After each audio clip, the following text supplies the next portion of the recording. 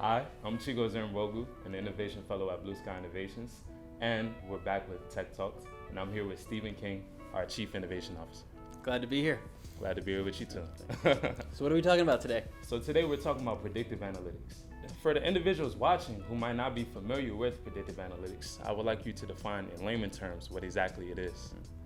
Well, predictive analytics is where we try to use computers to analyze data to predict what will happen in the future. And it's pretty much based on probability.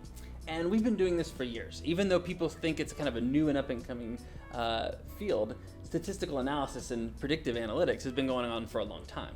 But now with AI, we're able to do that in a lot bigger ways, faster ways, and look at data from lots of different locations, lots of different places. So many more data points can be input because of machine learning, and that is giving more accuracy to our predictive analytics, and companies are seeing more value in having predictive analytics to help them predict how markets might react.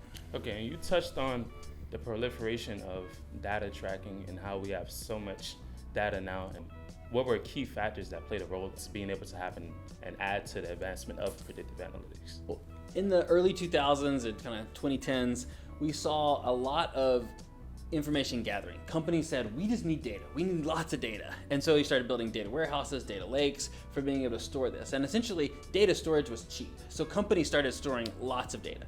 Also, people were not worried about their privacy. So your phones, every device you had, it was just sending out all this data. So now we actually have collections of data that have never been analyzed before because we didn't have the processing power to do it. But we had the storage capabilities. So it's being stored. Now we have greater processing and machine learning and all these other ways of analyzing that. And so it's really beginning to grow, and people are seeing more insights from it and gathering, kind of better business ideas and concepts from it because we're having more accurate models that we can predict because we have so much more data to work with. Okay. And from your knowledge, what are 2 to 3 key use cases for predictive analytics? Well, pretty much any business who is trying to reach a market wants to know, what is the market like, and are they likely to buy my product or use my service? And so I think any industry can see predictive analytics coming towards them. As we think about industries like insurance, like being able to predict how property will fare in certain weather events, the more data we have, we can take these analytics and do that and have better assessments so we can give very precise rates to people, right? And so I think there's a lot of value in kind of risk assessment, and that can be at the insurance level, at business level, or at personal level. So I can now look at what is my personal risk on certain situations because there's easy tools to access and to be able to gain from that. And I think small businesses are starting to see this as well because they want to be able to see how do they market well. How do they reach out to their clients? Well, if they can know and predict what someone's going to do and what their behaviors are, it's a lot easier to predict what they're going to do with the product. So let me give you one example that I learned recently.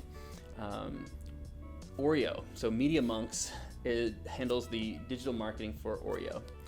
They know all the data around the angle, the dunk, the amount of liquid that comes out that makes that Oreo most enticing so that someone will buy more Oreos.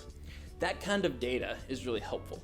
You take that and you put that on demographic data, you put that on top of usage data, now all of a sudden we can use predictive analytics to predict how well Oreos will perform in a certain market, and that's value.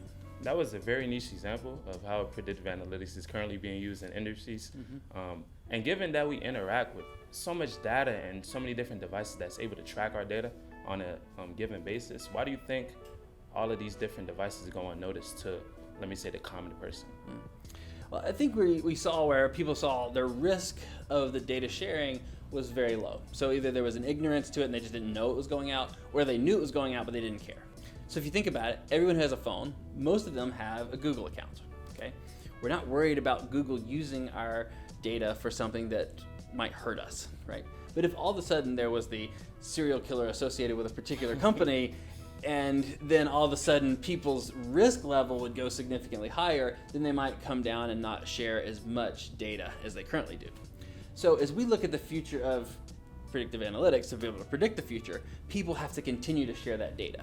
Okay, which means they have to be comfortable. Their risk has to be low, the value has to be high. So they have to see a value in sharing that data for it to be valuable to these companies. And so I think we will see time periods where people will clamp down and not be as sharing. We'll see time periods when people will share more. And so I think this is just going to be an ebb and flow of how we'll deal with business and technology over the future. And you just touched upon more so like the legal parameters of tracking data. And given that a lot of tech companies nowadays ask you for your consent before they track your data, given that they do that and they still track you in very, let me say, peculiar ways, how do you feel like as a consumer or as a user you can trust or protect your data from being used for nefarious purposes? Well, I think it's great that companies are asking, and I think what the European Union was a leader as far as government control over forcing companies to disclose and to force kind of a consent of data tracking. And so I think that's a valuable thing, and I think we have to balance good technology with good policy. As I kind of look towards what should we do and what should I do as an individual consumer. Most of the time I don't actually read those terms of service. You just click the button and you keep going, right? Yeah. And so that's something we have to really consider is that did they actually read it and they're going to use it? As I look towards my device, I think as long as the risk is low that data is going to hurt me or hurt my family, then I'm probably not so worried about it. Yeah. But if that risk goes up, then you'll start seeing consumers really care about their data. Heading into the future, how do you feel like companies can navigate this fine balance between creating tools that are effective at doing what they do and also minimizing risk, like you touched upon, in terms of allowing users to still experience reality as it is without being glued to the screen all day? Yeah. So as we use algorithms in lots of different ways, we can use them to give you content that you care about, right? Save you time, focus only on the things you need and want, right? And so that's a value to the consumer, okay?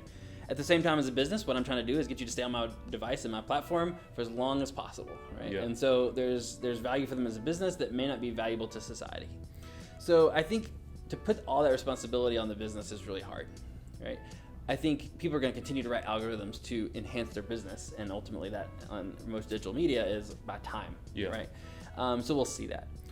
As we look specifically to predictive analytics, right? Companies are going to want to see, can they predict usage, right? Can they predict engagement? And those are things that are really valuable to these third-party companies trying to reach into the social media networks, is how will they be able to predict what people are going to do? So if I know that you care about a very specific thing, then that probability of you interacting with my content when it's related to that is much higher, right? And so if we see those types of things playing out, you'll see more of that in the kind of predictive analytics space, and you'll see that carrying out in social media or wherever you're interacting with content. As for the workflow or generation of predictive analytics tools, which step or processes do you feel like need to be further optimized or require further research in order to help streamline the generation of predictive analytics tools? Well, I always tell all companies that I work with and that we consult with is that you must audit the algorithm. You can't just say, here's a black box and see what this algorithm gave us and hope it's right. So as we look at predictive analytics, what are the inputs? So what is the data coming in? Where did the data come from? Why was it collected? How was it collected? Then what are the outputs? How did they get to that? What were the conclusions that it drew? And so I think those are really important things we think about, is we always have to audit our algorithms, not just assume that whatever it says is the truth. When it comes to auditing algorithms, I know a big part of producing a lot of the predictive analytics tools that we see nowadays are overall machine learning models that we see, such as ChatGPT, pre-processing and cleaning the data. Do you have any, let me say, general knowledge or overview that you can give to people who don't necessarily understand that concept of pre-processing and cleaning data? Yeah. With pretty much any AI project, your machine learning project, you're going to spend so much of your time on that project just getting the data in a usable form. That means removing duplicates. It means cleaning up misspellings and all of the different ways that you might use that data. But you also need to be able to train it, and that takes human engagement. And so there are lots of different ways to train a model, right? But ultimately, in most cases, there's some kind of level of human input, okay? Now what we have to do is we have to make sure that that human input was accurate. What was the motivations? Why were they doing it? Were they paid properly? Were they, those are the types of things we want to make sure that as we move forward with these great technologies like ChatGPT and other generative AI, as well as other predictive future analytic AI, we have to make sure that we did them in good, consumable, sustainable ways.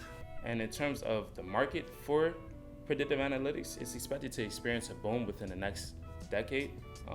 for the sake of this interview and this next question, I want you to assume the role of a predictive analytics tool.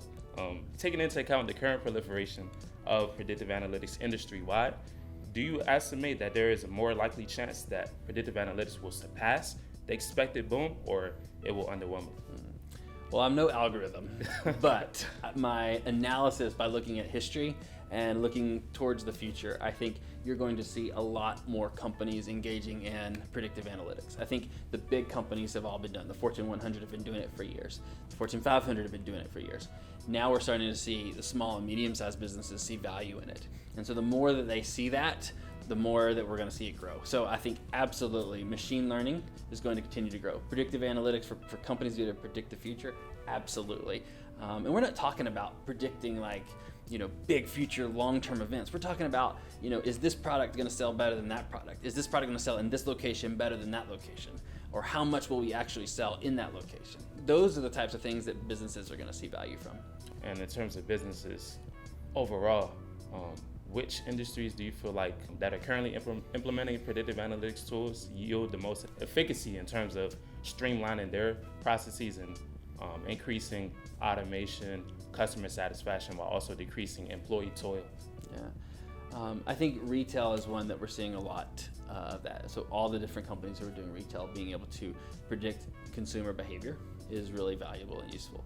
I also think if you think about manufacturing and being able to predict and go into, what are the consumer behaviors so we know what to manufacture, and we can do just-in-time manufacturing so we don't have to store a lot of products for a long time. I think you'll see significant changes in the way we manufacture. It won't just be, produce 10,000 cars and then we stop the line because we haven't sold them all, right? You'll see much more of we're going to produce 2,000 cars this month and 3,000 cars next month, right? And you're going to start working through and seeing that type of analysis prior to manufacturing.